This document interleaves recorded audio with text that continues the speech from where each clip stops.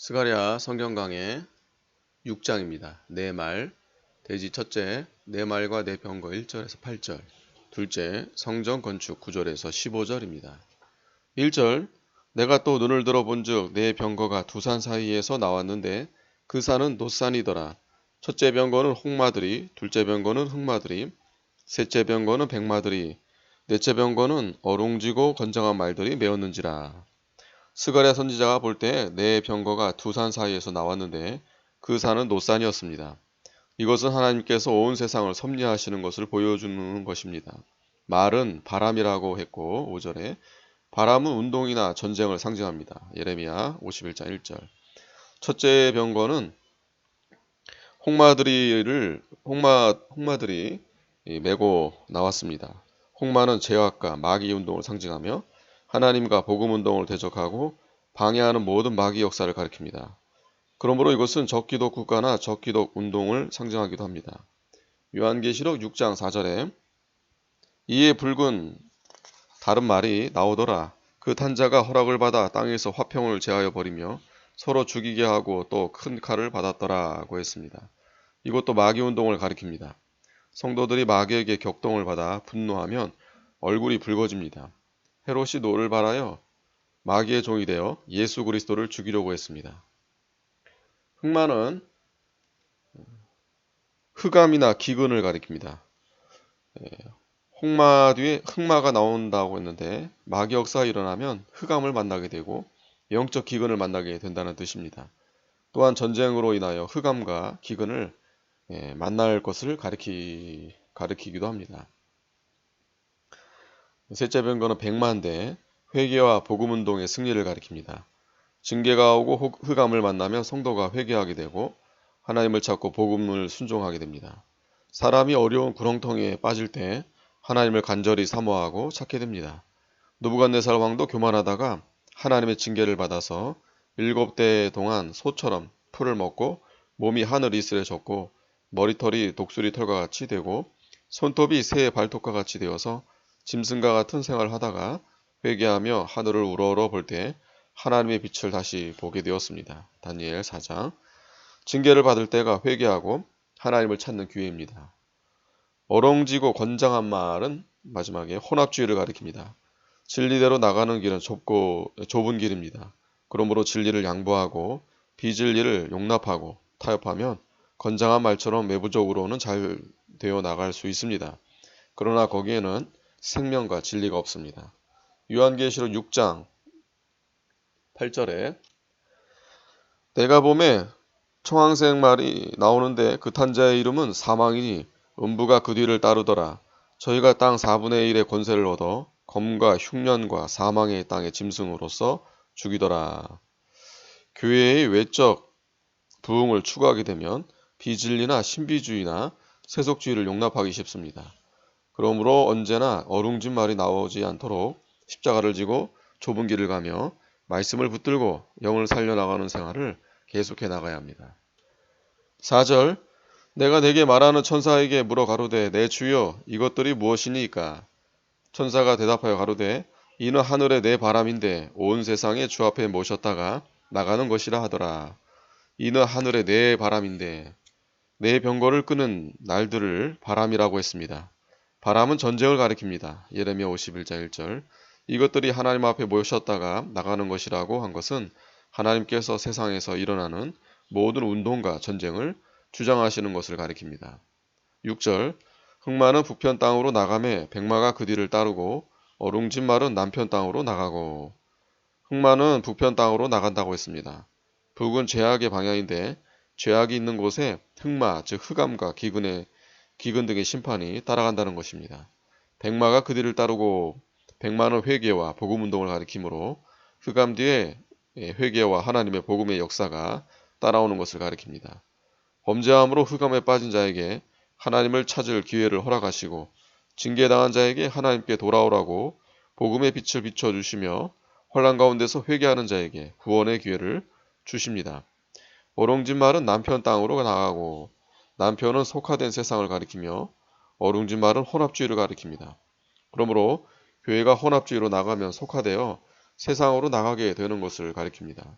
어룽진 말은 성도로 하여금 세상에 빠지게 하고 속화되게 합니다.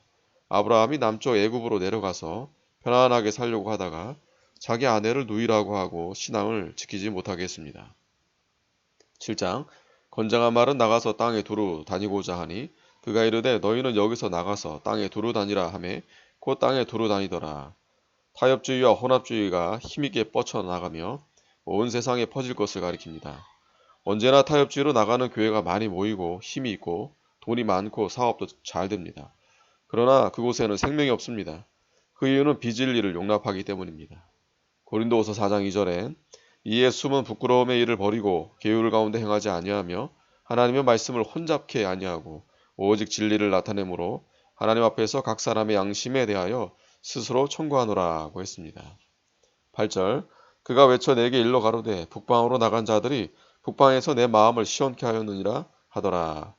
북방으로 나간 자들은 흑마와 백마인데 흑암과 죄악에 속한 자를 징벌하는 일과 회개와 복음운동하는 자들이 하나님의 마음을 시원케 하였다는 것입니다. 죄에 대한 심판과 하나님의 복음의 역사가 커지면 커질수록 하나님의 마음이 시원해집니다.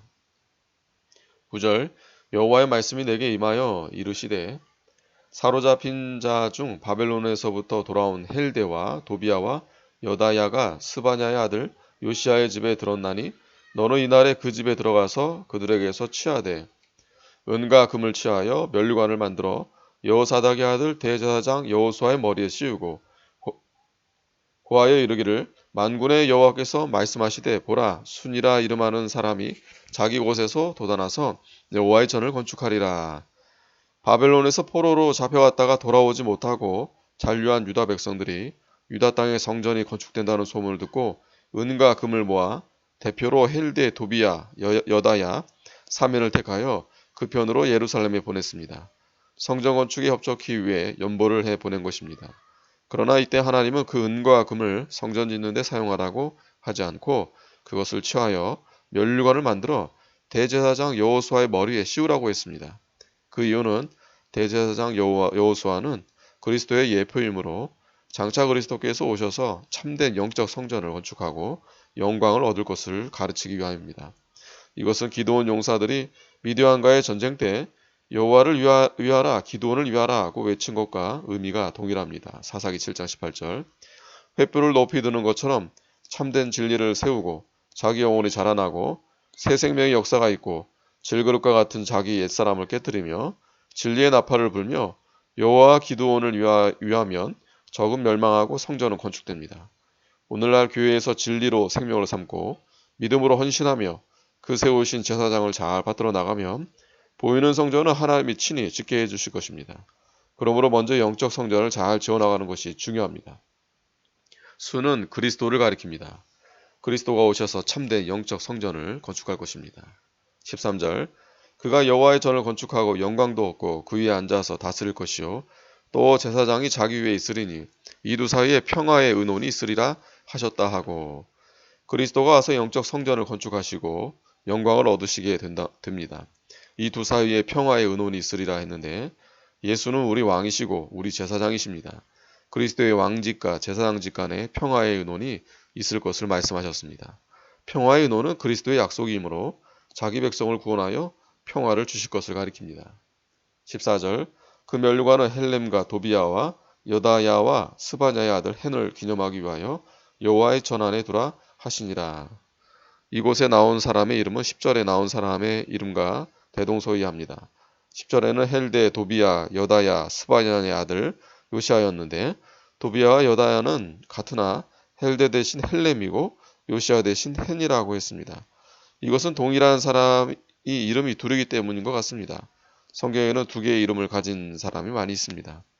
기념하기 위해서 여호와의 전 안에 두라. 하나님을 위하여 바친 것은 영원히 여호와의 전에 기념이 된다는 뜻입니다. 하나님과 하나님의 구원운동을 위해 이용된 것은 영원히 남아있고 영원히 기념이 되며 상급이 됩니다.